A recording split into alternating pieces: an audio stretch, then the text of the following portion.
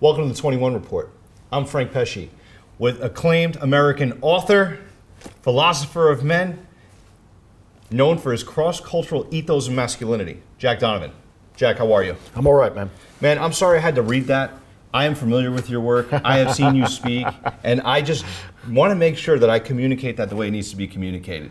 Yeah. So hopefully it comes across in this interview about the level of respect that I have for you and the men here have for you. Cool. How are you enjoying the event so far? Oh, it's going great. I mean, I've been here since like 2017, so I've done quite a few of these. So like there's volunteers here who I've known for like 4 years. So it's nice to connect with everybody again. It's almost like a system of checking in on each other. It's a brotherhood, isn't it?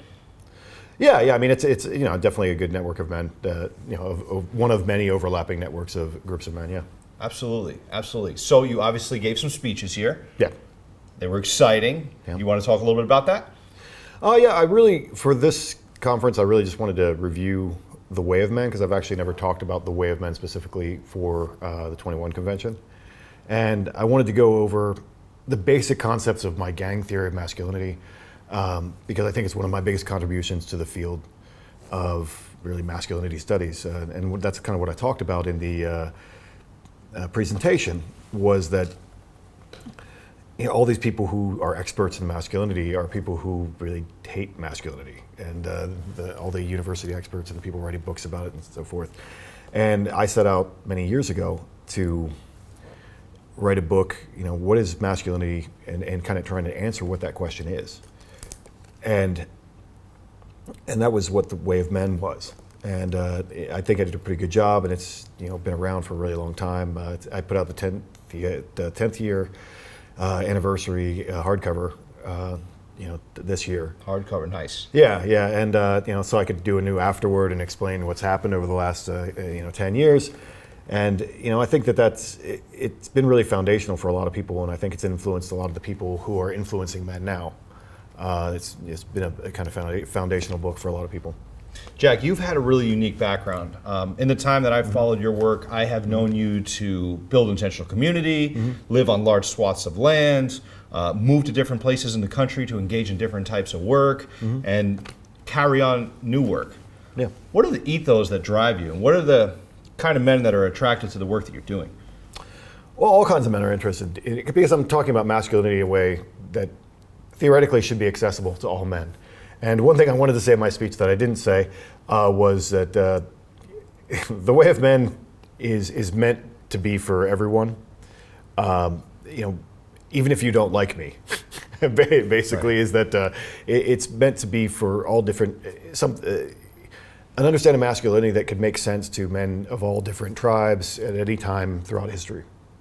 So, yeah, it's for everyone. So it was important to me to come up with that kind of unifying theory of masculinity and put it out there so that people had something, because I found that when people would be asked what masculinity is, they couldn't answer it in a really coherent way. And then you have all these academics who have their version, which is wrong, but it's their version. And their version sounds intelligent, where you have a bunch of guys who can't answer a question.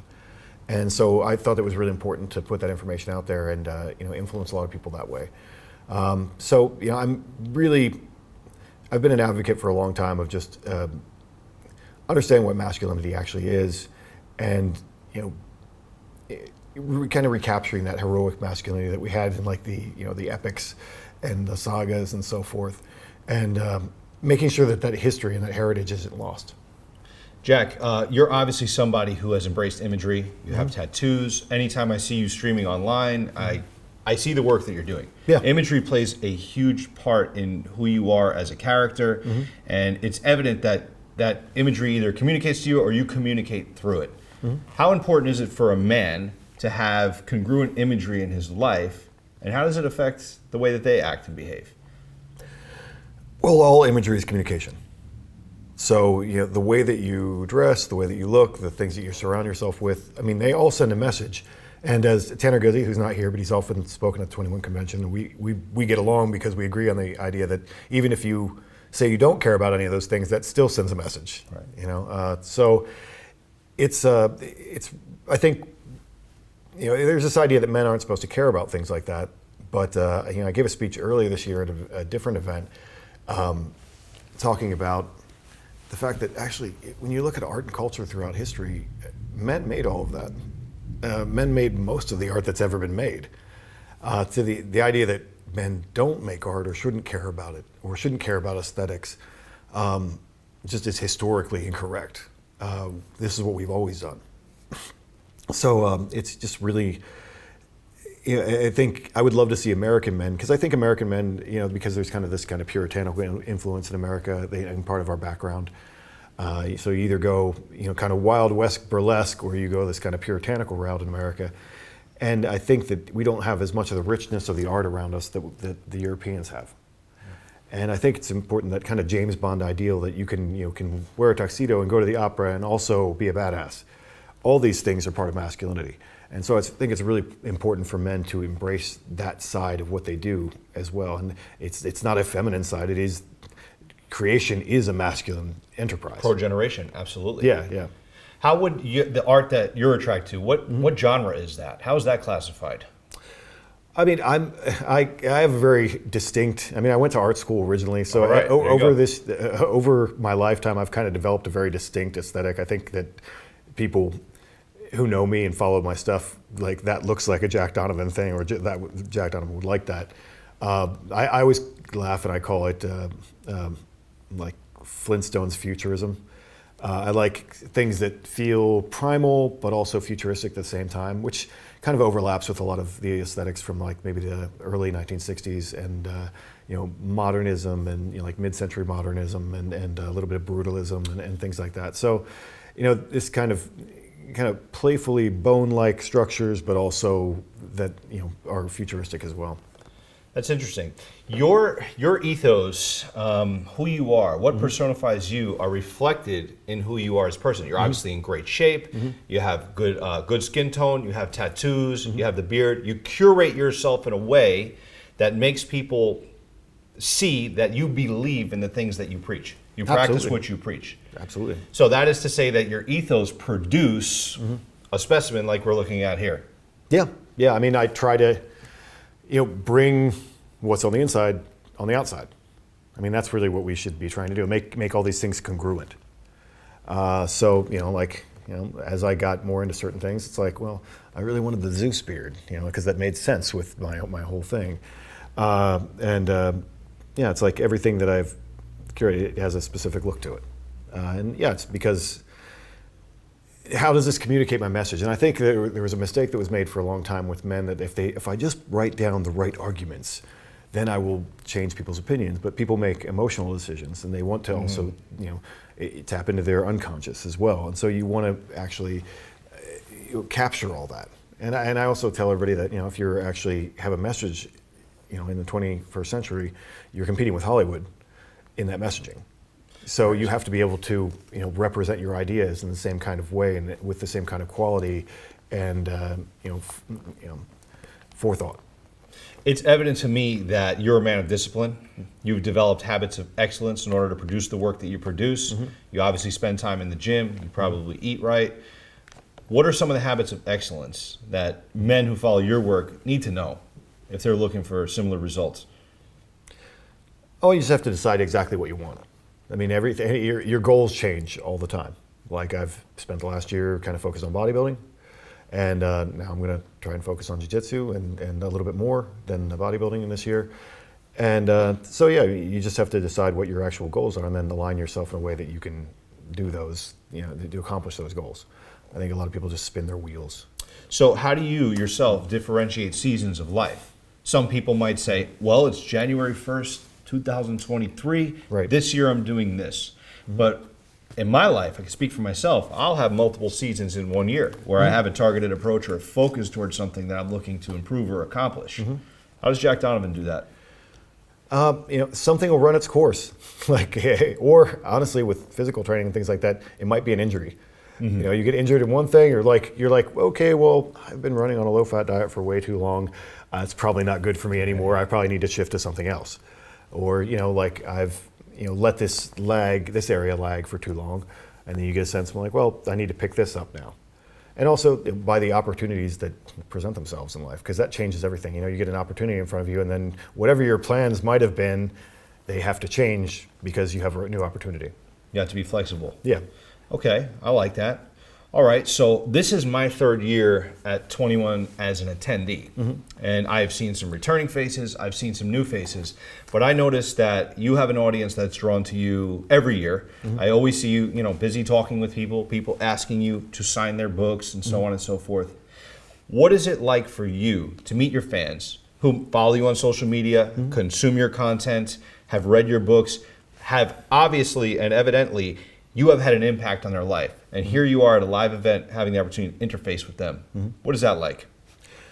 Well, I mean, it's my job. So it's my job, really. So people always, when I get recognized in public, and sometimes that happens, lately in Arizona it happens more than it was in other places that I've lived. People always think that they're going to bug you, and I guess there's a level of being famous where okay, I need to get stuff done now. But for me, I'm like, you just made my day. If someone comes up to me in public and they say, hey, I really love your work, that makes my day. I mean, because I care about what I do, and you responded to it and you really liked it.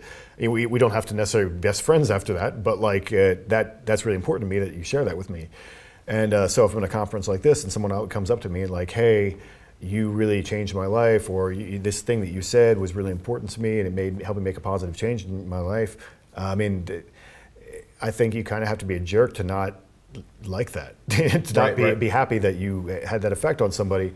And when people are all equally nervous about saying that they want to get a book signed, they're like, oh, is that too fanboy or whatever? And I'm like, this is my job. If I get to sign my books is a privilege. I'm excited that anyone cares. When they stop asking me, that'll be a bad day, So I could say, from my perspective as an attendee, it's evident. I see you're charitable, you're generous. I see you talking with people, willing to spend time with them. I see a very human Jack Donovan. You're laughing. You're giving the attendee an opportunity to really interface with you and have a level of access they would not otherwise have. Right. Because life is busy and just has us on our paths. Yeah. So what I think people will want to know who are not here, perhaps, is what does a day in your life look like? Far too boring for most people. Obviously I go to the gym a lot, and that's kind of the primary part of my day. And then whatever I'm doing at the gym, and then whatever business I have to do. And it's like I have a life, kind of joke in my household that I have a life of projects. So it's whatever project that I happen to be working on. So if I was writing a book, then that's what I'm doing every day. Right now I'm working on starting an organization, and so I'm actually, I have a Telegram chat full of a whole bunch of guys who I really like, some of them are my oldest readers, who've been around forever, and I really like them. We're friends. I've tattooed some of those guys. And then, there's also brand new That's a level guys. of respect, by the way. Somebody lets you tattoo them, right? Oh, yeah. That's huge. That's a cool thing about my work, because it's so symbolic, and there's so much symbolism involved, is that a lot of guys get tattoos of symbols that I created on their bodies, which is kind of humbling and awesome. And that's people have actually gotten the cover of The Way of Men tattooed on their arms and legs and stuff. So that's pretty awesome. But yeah, so I'm working on whatever project, and that this group that I'm starting right now, I'm talking to all those guys all the time, because I'm trying to get them invested in what we're doing and moving forward, and that's really exciting. You've been known to preach tribe. Have the elements of tribe changed in recent years, given, I don't know, the way that propaganda works today, the digitization of society and humanity, the devaluing of the human experience? Or is it still primal, the way that it's always been? Well, I think, we still need human connections. And there's going to be a push because, there's this world that everything went to Zoom meetings, and people don't go to work anymore. I bought the stock, bro. Yeah. Like everyone went to Zoom meetings. Everybody did the, is having, connection distant. And that's, for some people, that's going to be, that becomes their only interface with other people. But for other people, they're going to yearn for something else, and that's going to create a big pushback to I need to go to an event, or I need to go meet people, or I need to go out and actually interact with my friends in real life, because all I get is, I work on the Zoom, and I deal with these conferences and stuff all the time, and I need to actually meet people in real life, and then it kind of makes the human experience more valuable in a way, because it becomes a little bit more precious. So I think that we all need that experience. So going out to find people who have the same values and so forth. The internet gives us a gift of being able to find, any weirdos who are the same can find each other anywhere around the world, right? Right. And so any people who share your values, whatever they may be, you can find them and connect. And I had one of the guys from my group that I've been working on, the Order of Fire. He just joined a few weeks ago, but he's in Florida, so he just drove 2.5 hours up to meet me while I was at the conference, and we went out and caught a lift together. And now it's like that. When I post that picture to our group, I'm always like, the internet is real, because you have to make it real and actually go into real life and meet those people and build those actual connections. The opportunity to run with Jack Donovan, as I read your work and study your material, it seems like you have a pretty exclusive group of people that want to be around you. However, I also hear that your voice echoes to the larger audience. What is your message to everybody? Really just that it's always what is the big message, right? And I should refine that to say the generation at large. Yeah, the generation. I mean, basically that, masculinity is, not toxic, and or it just is what it is, and that it's part of us, and that it's part of men, and they need to find ways to exercise that part of their primal instinct, because it's part of who they are, and it makes them healthier. And it's like when you see a guy who takes martial arts for the first time, and has that experience. A lot of times they're like puppies wagging their tails, like they're finally doing the thing that they were meant to do, and they're having that interaction with other men that they desperately need. And so one of my big messages is just that, the differentiation between go out and find a girl, get married, and hide in a little cave, versus I think that men always need to be connected to other groups of men. And so that's kind of my main, thesis of my work, is that the way of men is the way of the gang, and that we need to connect with other men and have that competitive spirit. And that's why, everybody who does it then becomes like this weird preacher for it. It's like CrossFit, but jiu-jitsu is a thing that once people do it, it's like, okay, they have a bunch of guys that they're good, they get to try to kill each other for 5 minutes, and then clap hands and laugh about it. And it's a really, really just healthy kind of competitive environment that anyone can do. And I know a guy actually at my gym who doesn't have hands, and he's like brown belt, and he will choke you out. Wow. I mean, but a lot of people have made amazing adaptations. It's just really impressive, and it's so good for people. So I think that for guys to get involved in things like that is so priceless for them. So what is it that's inside of us as men that makes us want to be evangelists for the things that we're passionate about? Well, men are romantic creatures. I think that women get a chance. We call women romantic, but really, actually, the etymology of romance, it's like a book, and it used to be a book about men's adventures. Like the adventures of horsebound knights. Well, that's where chivalry comes from as well. Right. And so, men are very adventurous and very idealistic, and men are creatures who will die for an idea. And that is not a female thing. Women will die for their children, and men will die for a beautiful idea. Mm-hmm. And that's part of this heroic part of the masculine spirit. And so that is part of it. That thumatic energy that we want to go fight for something and get it out there because we feel very passionate about it, and we feel motivated by justice. And we want to see justice done in the world. What's your favorite movie? I got a lot of them, but I'll just say my favorite movie right now. My favorite current movie is I've rewatched Dune a lot. Which one? Dune. Dune? Yeah. Okay. But obviously, I was heavily influenced by Fight Club. My work was, I think, I was working in public relations in San Francisco, and I went and saw Fight Club I think 7 times in the theater when it came out, and then I quit my job and became a waiter, and then it started kind of a path of doing a whole bunch of other things that eventually led up to where we are now. And then it was a really surreal moment many years ago when Chuck Palahniuk reached out to me, and he wanted to interview me for a project that he was working on. And so then Chuck Palahniuk came to my tattoo shop and actually sat down and interviewed me, which is such a weird, surreal moment of like, okay, well, I feel like I came out of your head. You know, like I kind of became Tyler Durden in this weird way.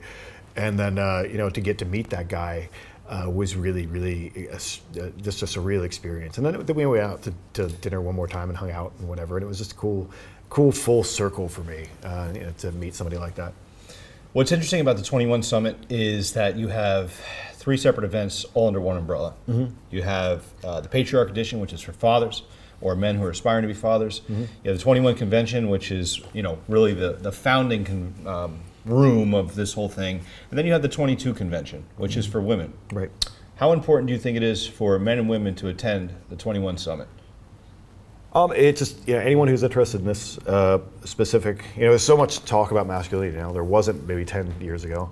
And that's one of the things I talked about in my speech. Like, this has really blown up. But you know, if you really find one of the speakers engaging, you know, if you really find, you know, several of the speakers engaging, I mean, I think it's definitely worth coming out and getting to meet them and get to see them in real life and connect with them a little bit. So I think that's definitely important. Yeah, and I think it's important and it's noteworthy that not only do we get to sit in and listen to speakers and learn from each other and chop it up in the lobbies and have a great time, but we really take advantage to spend time together as a group. Yeah. You know, from sun up to sundown almost. Yeah, I mean, like, you know, I hide my room before I have to speak because, you know, like I don't want to have brain fog, but from being up too late and whatever. Like after my speech was done yesterday, I mean, we were all out, you know, smoking cigars and hanging out with the boys outside until like probably 4 a.m. I think. And that's kind of a ritual thing that has happened. I mean, I've been out there a bunch of years until 4 a.m. And yeah, I laughed. And at one point, like Elliot Hulse and Anthony and all those people were all out there at the same time. And I did actually a little Instagram story and did a thing. And I'm like, this is actually the real 21 Convention. This is actually where it happens. So you know, that is a really cool way for people to connect with all these guys. Outstanding. Where can people find you? I'm mostly on Instagram at Start the World. I'm more recently on Twitter at PH2T3R because my name was taken already. I jumped on there when Elon Musk said he was going to buy it, and I was like, all right, I'll give it a try. There you go. And then I have a YouTube channel, and my website is jack-donovan.com. Fantastic. Well, with that, for the 21 Report, I'm Frank Pesci with Jack Donovan. Thanks for watching. Cool.